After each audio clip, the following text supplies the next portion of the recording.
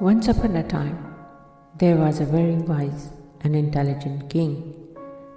The king desired that his only son, who would succeed him as a king of the vast kingdom, the king wants his son, the prince, to be a wise man before succeeding him. The old man chose an unusual path.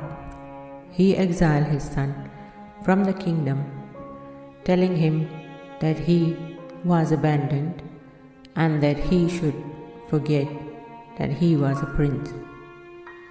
You are no longer a prince, and I am not going to make you my successor. All of his lovely clothes and accessories were taken away. He was dressed as a beggar and sent out of the kingdom in the middle of the night on a chariot, and he was not to be permitted back into the kingdom from anywhere. After some time, the prince actually started begging. He truly lost sight of his status as a royal prince. In actuality, he had made no attempt to forget since he was a beggar. He was pleading for food, clothing, and shelter, while progressively accepting the situation he was in. After a while, he was one day begging outside a building. The summer was hot, and he needed money to buy some shoes, since walking without shoes was becoming impossible because the ground was starting to feel like fire. He was pleading for only a few pennies from everyone, but no one looks like they care to help the poor beggar, and telling him to go away, leave us alone. At that very moment, a middle-aged man emerged from a golden chariot that had halted in front of the same building. Your father has summoned you back, the man stated. He is quite elderly and on his last days, and he wants you to succeed him. The beggar vanished in that split of a second. The man was completely different, and you could tell by the look in his eyes and face. The beggar was reminded of who he was once.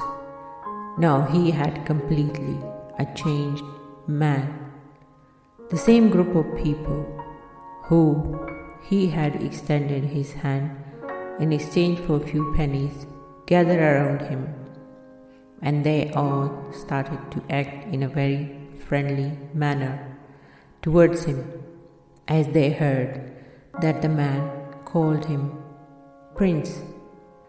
He was not even looking at them.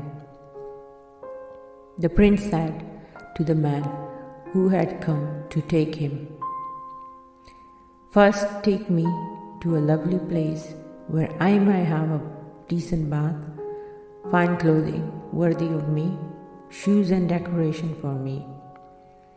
Then I can go before the king only as a prince." He returned home dressed like a prince. One question he asked his father: "Why did I have to be a beggar for so many years? I truly had forgotten.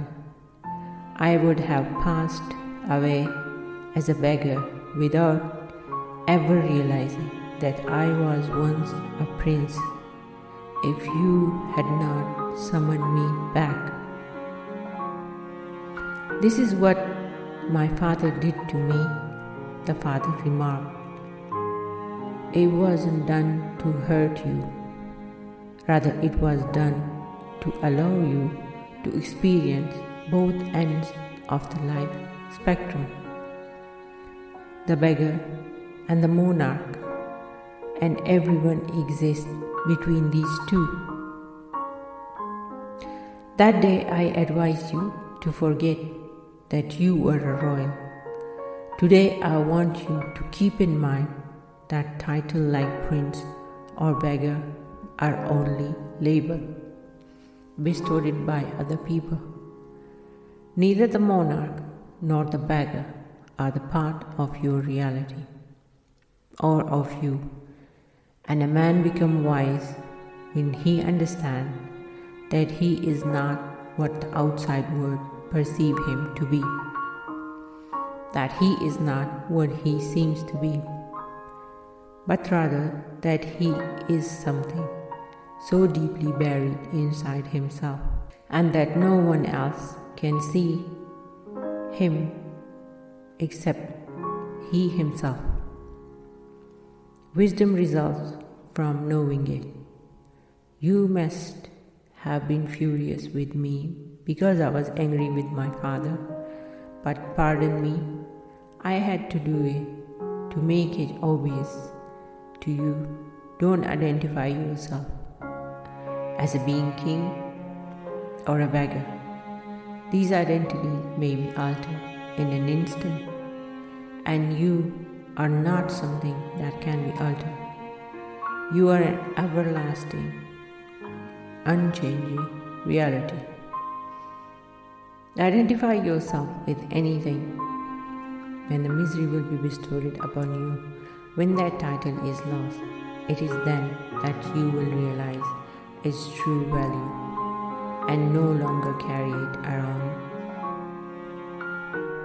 In our life, we identify ourselves with many things, and the moment we identify ourselves with anything, the misery is bestowed upon us. When that title is lost, it is then that we will realize its true value and no longer carry it around.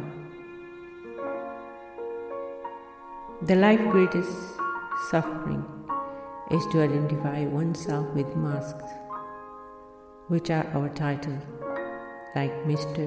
and Mrs., son and daughter, prime minister, king or queen, manager or supervisor, and the list go on, are merely the mask. The true individual, the self, is who live beneath it. And clinging to these masks like it is real is the greatest misery in life, as it could be lost in a split of a second, as the nature of the life is keep on changing and circumstances keep on changing. The real art of living to be aware of this reality at all times.